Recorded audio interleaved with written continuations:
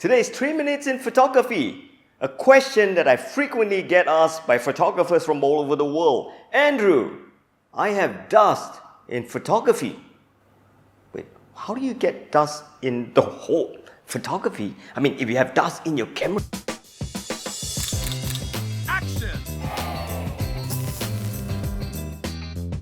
Well, that question is entirely correct. Dust manifests itself in the whole photography industry and ruins it. It's not just your camera. Let me explain to you 4 places where dust manifests itself in the whole photography industry. Number 1, dust in the subjects or products that you shoot. If you watch this video in my premium courses entitled The Drunken Wine Glass, one of my biggest challenges is that I get dust everywhere on the wine glass and also on the acrylic sheet. In that lesson, I taught my premium courses subscriber how you can use only one light and get exquisite shot like this. And the problem with that shot? I have hundreds of specks of dust in that photo. And you must be wondering what premium courses are. Premium courses is a series of e-learning courses that you can subscribe to. It's a product that you can subscribe to on my e-learning website here.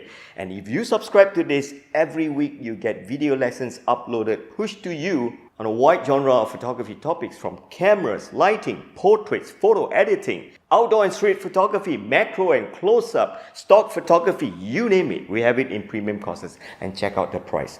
That's the price for monthly or yearly.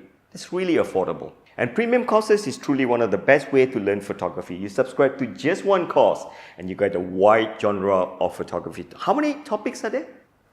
The best deal in photography lesson. So dust exists even before you shoot the photo. So how do you prevent dust in the things that you want to shoot? Simple. You need 3 things. Number 1, you need plastic glove like this. From my experience, the best dust-free glove is not the cotton glove, it's not the lint-free glove. The best choice would be this plastic disposable glove. Yeah, the same one that the subway people use when they handle your sandwich. Well, the reason you need a glove is because if you're shooting product photography, don't you ever dare touch the product itself. It's a sin. You touch the product, that product is so bad you got to send it back to the manufacturer and say, send me another one because I can see fingerprints. And number 2, use a blower. Before you even take a shoot, you need to blow off all the dust. Seriously, they're everywhere. Even, you know what? If you want to find out whether there's dust, simple. Shine a backlight. If you see the dust flying around, you are shooting in a very dusty place. Why am I wearing this glove? And you need a lint-free cloth to wipe away any fingerprint stains or whatever. And that's what I do as well with the lint-free cloth. I beat the dust to death. So my advice is remove as much dust as you can before the shoot itself. If you don't remove them before the shoot, you're going to remove them post-shoot. Doing this in your favorite editing software is not fun. Dust exists in your lenses as well. But good news for you, dust seldom can be seen in the photo if they exist in your lenses. Make no mistake, when you have a good lens like this, you can have up to 5 to 15 glass elements. And in these elements, I promise you, you're going to get dust. So that said, dust seldom manifests itself in photo if it exists in the lens. However, if it is smudges and fingerprint, you might, you know what? We should do a separate episode called Let's Find Out What Can Be Seen and What Cannot Be Seen if it is too near the lens. That's a really good episode. Alright, so I'll dedicate a separate episode on how you can remove dust on your lenses. The tools that I use, my favorite tools. Dust exists in the Viewfinder system. That's the 3rd way that dust ruins your photography. When I mention the Viewfinder system, it means this whole thing. If you own a DSLR, that can be your mirror, that can be your focus screen, that can be your prism, that can be your viewfinder. If you own a mirrorless, then it's easy. It's just your LCD, but then dust would not fall onto the mirror because there's no mirror, there's no focusing screen.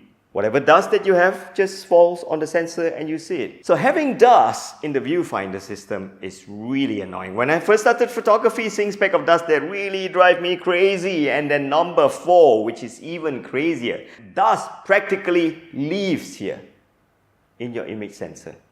That's the most annoying one because you cannot see it, and then it shows itself in the photo. What do I mean by that? At this point, you're probably wondering, like, How do I know where the dust is? How do I hunt them down? Very simple. If you can see it before the photo shoot on the product itself, it's on the product itself. It will show in a photo, it will show in your viewfinder, it will show itself before you shoot. If it is on the lenses, then the chances are you may not be able to see it unless there are horrible smudges, like someone's nose print on the lenses. And if the dust exists in the viewfinder system, which means that you can see it before you shoot it, but after you shoot it, you don't see it. That means that dust is either on your mirror, focusing screen, or your pentaprism, or on your viewfinder. If it is stuck on your focusing screen, that's the most annoying one. If you really look at the DSLR, especially Nikon's focusing screen, is grooved. That place is where dust hang out and party. I don't understand why they need to make that groove. I understand why, but there's so much of better technology. And finally, if you don't see it on the subject that you're shooting, if you don't see it in the viewfinder, and then you take a click and then you ingest it into your LCD panel and boom, it looks like this. Simple. It's on your image sensor. And that's the biggest problem with digital camera. The sensor is exposed and you will be able to see the dust. And the only way to do this is to clean them, which seldom remove the dust because they will come back. You know what? We'll have a separate episode on how to remove dust from sensors, right? So very simple rule. If you don't see the dust before you take it and then you see the dust after you shot it, that means the dust is in your sensor. If you see it anywhere else but not in the photo, that means it's outside of the sensor. You know what? I'll dedicate an episode where you can remove dust from all these places. So viewers, I hope you enjoyed. That's more than 3 minutes, but it's okay because most of the time I do it less than 3 minutes. So today is payback time. Thank you for always visiting our YouTube channel. I hope you enjoy the free lessons that you get here. At this point, I would like to appeal for your support. If you like what you learn, help us to continue growing and then put more videos on our YouTube channel. There are 2 ways you can do this. You can head on to my e-learning website, check out my e-learning courses, premium courses, and even better, the all access and the professional courses.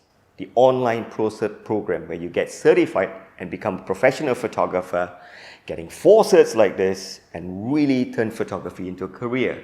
Another way you can do this, if you're hobbies and you'd like fun photography lessons like what you learn here, check out my YouTube exclusive membership. We have 3 levels for you to choose. So remember, get onto my website, support our e-learning courses, or be our YouTube exclusive member. I'll see you soon. And hey, write to us. That's the email address. I want to know what problems that you face in photography so that we can do more lessons. A quick tip, if you really want to find out whether you have dust in your lenses, simple. If you own a Nikon lens, slide this switch here that will open up the aperture blade. Turn and point your lens to somewhere that's really bright or white, like the sky or the clouds.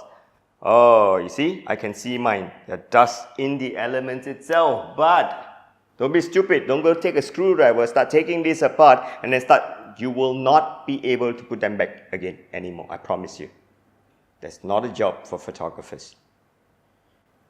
You know what? We should do another episode on how to take your lens apart and then never able to put them back together again. Because there's springs everywhere and you go boing. Oh shit. If you want to take your lens apart, take your friend's lens apart. And finally, if you don't see in the subject that you're shooting, sorry. I think on your subject. Yeah. Oh boy, we started out as 3 minutes in photography. What did I do? 30 minutes? Maybe more like 5, 7. Yeah, but that doesn't matter because I've always been doing it under 3 minutes, right? Yeah, like 1 minute. Yeah, I'm not like Alicia where she's lazy. She's just like teaching it for like, yeah, so the longer the better. Education.